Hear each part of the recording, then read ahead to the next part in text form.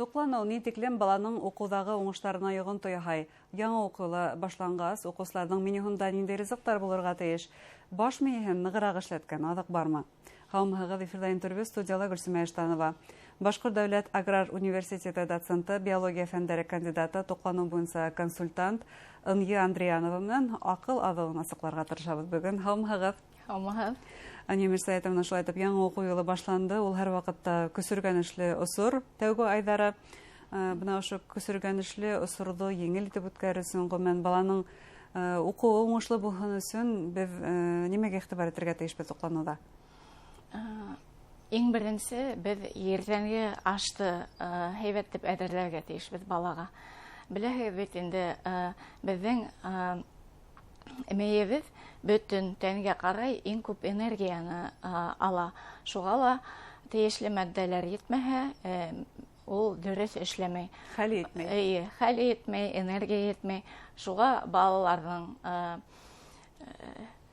исе китә инде дәрестә материалды тыңлай алмайдар.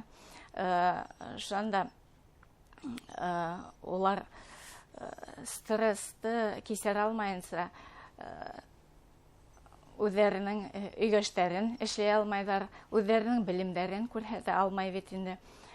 Шуга ла иртәнге аш һәйбәт булса, ул балага бик тә килешер ине. Мәктәптә бит ашату күп балаларга охшамай. Шуга иртән баланы уятып, тәмле итеп ашатып ебәрергә кирәк. Бутка булырга тиешме, нимә булырга тиеш?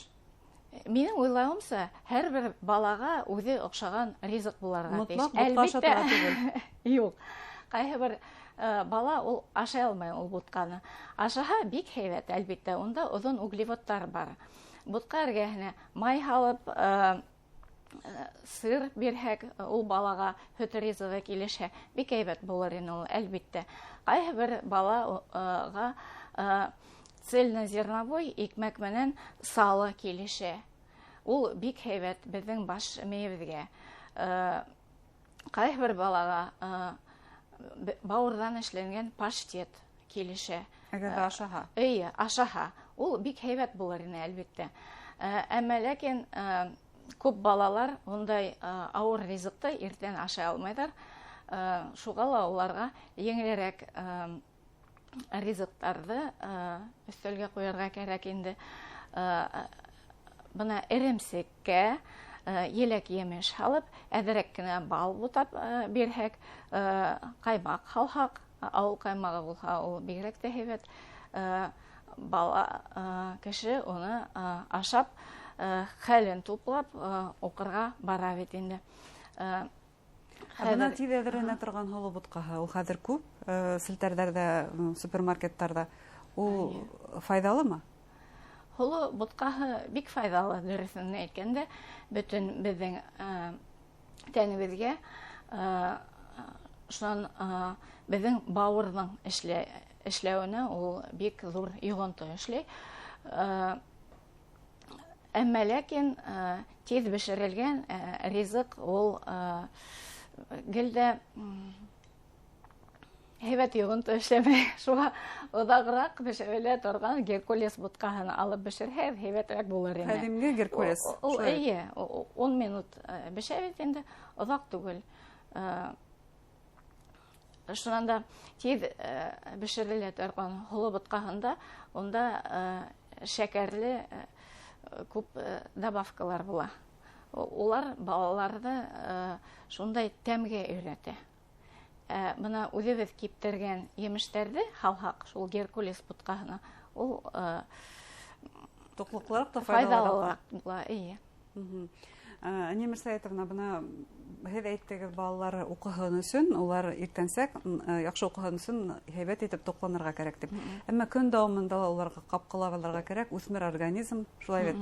Бына тиҙ туҡлана торған урындарҙа, я булмаһа пекарняға инеп сыҡ дип аҡса тотторобоҙ, ул дөрөҫмө, әллә ул мотлаҡ мәктәптә туҡланһын тигән талап ҡуйырға тейешбеҙме? Бала бик асығып йөрөргә тейеш түгел, әлбәттә. Бына асығып уҡырға барһа, улар иҫтән яҙа. я баштары ауыртып, көңілі бұлғанып құса башлай. Кетоацидоз деп аталған состояниеға олар инелер инде. Шуғала ондай ситуация болмаған үшін біз оға өйден файдалы перекус берхек хейбет болар ені. Мен бұна өзімдің балаларға һәм студенттарыма әйтәм инде, казинак алығыз өзіңіз менен дейіп. Казинакта майыла бар, семешкәһеле бар, шәкәрле бар. Бала оны ұнытмайынса аша ясақ бетінде. Шуға энергияһыла бар. Шунан онда лецитин деген фосфолипид бик күп. Ул безнең нервларда һәм баш миенең эшенә бик күп йогынты эшләй һәм желчный пузырь һәйбәтрәк эшләй башлая шул казинак. Бик һәйбәт перекус була ул казинак. Шулай итеп һөйләй башлагыз дәресләрдә минең студентларым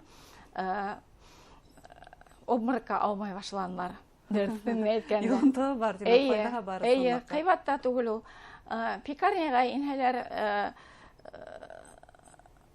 шулай телевизорда торган ризык ашайлар шулай бит. Шулай шул. Инһәләр ярай, конечно, но ул даими рәвештә булмаган. Бuna студентларга дигән студентларга бәйле мөгаен кәңәшләргә дә һәм ишеткәндә файдалы булыр ине. Чөнки студент ул күп километрда әйтелгән сул мәңге ас. Бuna ошондай хәлгә җитмәгән өчен уларга нинди кәңәшләр бирергә? Безнең студентлар ул балалар бит инде. Улар әле туплануның яйга һалмаган, тәртипкә һалмаган. Шуга беренче курста уларның туплануларын әсә аталары карарга тиеш. Хотя беренче курста. Әмма ләкин 3-нче, 4-нче курста күп студентлар бик күп хроник авыруларга ия булып китә. Бу туплануга бәйлеме? Әлбиттә, күп фәнни мәкаләләрдә шулай дип язалар. Беренче курста улар бына организм туплаган запас белән киләләр бит инде өйдән. Шуннан уларның туплануы бозылып, улар укый башлайлар, концертларга әзерләнәләр, фәнни тикшеренүләр үткәрәләр, бит инде кайберәүдә эшкә сыгып китә. Уларның ашарга вакытлары ла юк. Шуга нимә әйтәм дигәнем, студентлар элек авылга кайтсалар, гел сумка тултырып, ризык алып кайта торгандар ине. Хәзер кулдарын һелтәп кайталар. Ата-әсәләре акча бирәләр, "Мә, балам, нимә кирәк, бөтен нимәне ал, магазинда хәзер бөтен нимә һатылатып әйтәләр." Әмма ләкин әле бер нимә лә аңламаган бала барала, чипсы ала, газировка ала, я сок ала бит инде. Тамагы туяла гой. Тамагы туя, витаминдар һәм икенче нутриентлар уның тәненә инмәй. Май менән шәкәр организмда күп була. Шугала кызганычка каршы бына аутоиммунный авырулар бик күбәйде. Хроник авырулар елдан-ел күбәя. Гомумән бына нимәсәтен без һәм менән әле токлану турында һөйләшеп ултырабыз. Һез үзегез Аграр университетының ветеринария факультетында. Кызык кына һөйләшү килеп сыгырга тиеш. Гадәттә без медицина хезмәткәрләре белән бу турыда һөйләшергә тиешбез, әмма үзегез ничек бына бу темадан кызыксынып киттегез? Безнең факультетта хайвандары тукландыру турында дисциплина бар. Без оның буенча курсовой проекттар язабыз һәм бик күп тикшеренүләр үткәрәбез студентлар менән. Шуга миңа ул дисциплина бик кызык булып күренде. Мин укыган вакытта без уны 2 ел тирәһе укынык. Шуга мин гел уйлай торганым, нимә эшләп хайвандарды акыллы итеп ашаталар. Игътибар бирелә уларның туплануына. Кешеләрне улайтып ашатмайҙар дип уйлай торганым. Шуны уйлайым. Хайвандар ауырыһа, улар бит беҙгә продукция бирмәй. Ә кеше ауырыһа, ул барыбер эшенә йөрөй бит инде. Шулай бит. Шуға мин уйлай башланым. Шул дисциплина буенса күбрәк белем тупларга кәрәк икән миңә тип. Шунан ул белемдәрне